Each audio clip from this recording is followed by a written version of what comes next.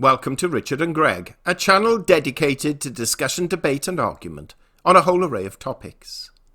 After what appears to be an unending negotiation, a trade deal has at last been struck, with the European Union enabling the United Kingdom to leave totally on the 31st of December with trade arrangements in place. So let's go over to Greg and get the details.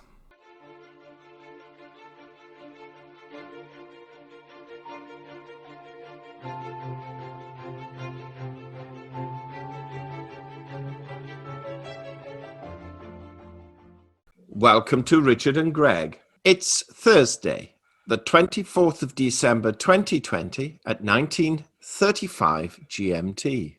And just a few hours ago, we heard that the United Kingdom has struck a deal with the European Union, allowing us to leave on the 31st of this month with a deal in place and not having to subject ourselves to WTO terms for future trade. But what has been given away and what have we received? Let's ask Greg to enlighten us on this subject. Greg, good evening. Good evening.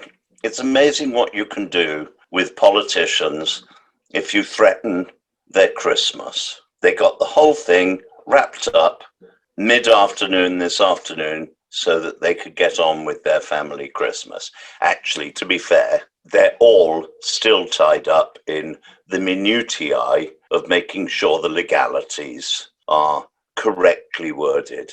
Yes, we have a deal. We left the European Union in January this year. We've been in a one-year period of negotiation as to what deal would pertain when we left on the 31st of December 2020. And France and some of its allies in the European Union, particularly the unelected bureaucrats, thought that it would be a very good idea to punish Britain for having the temerity to exercise democracy as opposed to fall at the altar of their new religion, which permits very little democracy. And they made terms that were just not acceptable. And unfortunately, at the beginning of the year, we had a Prime Minister, Theresa May, who I'm sure she's a very pleasant individual, is about as much use as a soup sandwich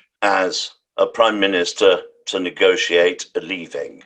She had spent many years as responsible within our government for the police, where her nickname was not for being Theresa May, was Theresa Maybe, because she never got around to doing anything. She was ousted in that she stood down because she couldn't get a deal underway and leave alone finalised. And Boris Johnson, who I'm not particularly fond of, came in and took over as Prime Minister. He went on to get re-elected, and we were out of the European Union in no uncertain terms. And in December last year, we had a snap election, effectively, which returned him with 80 seats to deliver Brexit. And full marks to him, he has delivered Brexit with a deal. It's not the best deal, but it's not a bad deal. It's not a very good deal, but it isn't a bad deal. We are out of the European Union on the 31st of December. We have conceded some points and got our way on others. One of the major points we conceded on was that at the beginning of the negotiations, we said that the European fishing fleets we wanted them to have 3 years to reorganize so that they returned our fishing waters to Britain exclusively to manage. The European Union, taking the mick, thought that this was unacceptable, and France particularly said they wouldn't go along with this under any circumstances. They wanted a minimum of 14 years. Our concession has been that we are giving them 5.5 years. Not something I'm in favour of, because unfortunately the European Union, when it comes to fishing, are totally irresponsible. They have been using factory dredging methods to catch fish, and also, without a by your leave, have been fishing off of the west coast of Africa, taking the fish out of the mouths of those who are dependent on fish in Africa. And Americans, or more particularly Canadians, will remember that we were very nearly plunged into a trade war with Canada because the Spanish insisted on crossing the Atlantic and fishing in Newfoundland's waters. So I'm not sure we can trust Europe to honour that part of the agreement, but we have control. We have an increased quota. We can now get 2/3 of our own fish and concede that they can have 1/3 for 5.5 years, reducing. That was our big concession. We've also agreed that we will go along to start with on the same regulations for goods crossing the borders. However, we now have the right to make our own laws, so that can, with time, be changed. Also, we have refused to concede to the European courts having any say in these United Kingdoms. So all in all, we have a deal. It could have been a great deal better, but it's a very good starting point to negotiate from over the next few years as we tighten up our regulations on such things as border crossing, and that we tighten our regulations on animal welfare, because European animal welfare is woefully inadequate as far as we are concerned. So it's give some, take some, and put up with some. But either way, we are now, as of the 31st of December, free of the European Union. And I say that with some certainty, in that I don't believe that the rebel element of the Tory party would be able to muster enough votes to overcome the Tories' 80-seat lead in the House.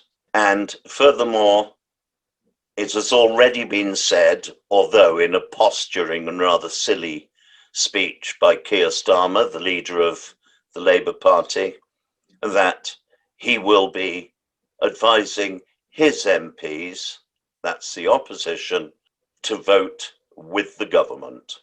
So I think there is very little doubt that this will pass through our parliament. Greg, one of the reasons given by Brexiteers to come out of the European Union was so that we could have control over our borders, and particularly these with regards to immigration. What has this deal done for that area, if anything at all? We have the concession that we can control our own borders and that we can introduce a points-based system of immigration, which means that people who check certain boxes will be allowed to come to Britain, but those who do not will not be allowed to come. During the period in the European Union, we were obliged to take every Tom, Dick and Harry who turned up in Britain from Europe, and we had no right to repatriate them. And this included criminals with fairly serious records who were coming to Britain, and we weren't even benefiting from disclosure of their criminal records. This ends. We now have a points-based system, not dissimilar to that which is utilized in Australia. It is not perfect, but over time we can improve it. And we can do that completely independently of the European Union. We're perfectly happy to accept as citizens in Britain, some 4 million European citizens who have made application in the last 2 or 3 years for permanent residency here. That is not a problem, but we do have a choice as to who we can invite. That's great, Greg. I have seen in the news headlines, of course, that the agreement document is in excess of 1,000 pages, and therefore we're still not really totally familiar with the exact detail of this arrangement, and this will come out in the media over the coming days. Any final point, Greg? I think an important point here is most of the day we have been told in the media that it is a document of fine print, legalese, point by point, of over 2,000 pages. The media has ameliorated this so as not to look quite so silly, because Boris Johnson, in his speech to the country, in his press conference, said that the document was slightly short of 500 pages. So, yes, it is a weighty tome. But do bear in mind, realistically, it is a European treaty that has built into it agreement with the United Kingdom as a trading partner. So, yes, it's going to be a complex document. Greg, that's great. And no doubt we shall speak again about how the rest of Europe is likely to react to us being able to extricate ourselves and still maintain trading relations. But we shall leave that for another day, as in a few hours' time, it is Christmas, Greg. Thank you so much, and have a great Christmas. And a happy Christmas to everybody else who celebrates Christmas, and just enjoy the time off. But most of all, particularly in view of the new strain of coronavirus that is quite widespread around the world, detected very much in Britain, because Britain is currently doing 42% of the entire world's testing when it comes to testing for the specific virus. We now know that COVID-19 has come up with 2 new mutations. Luckily, the Pfizer vaccine that is being used would appear to be effective against these 2 new mutations. However, they are much more virulent in that they spread from person to person much more rapidly, and they spread amongst the young far more than the earlier mutations. Coronavirus still has a thrill or two in store for us. It's going to be a pretty rough year. It most certainly is, and I share your remarks concerning Christmas. So if you're of a religious basis, have a very Merry Christmas, and if not, happy holidays. Greg, thank you very much.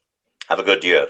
We hope you enjoyed that discussion, and if so, kindly subscribe to our channel and press the bell sign so that you are notified of our videos as and when they are published. And also in the description box below, we place links to certain books, articles and programs which you may find of benefit, and for which we will receive a small commission should you purchase through our link. And this will help support our channel and to enable us to develop it further.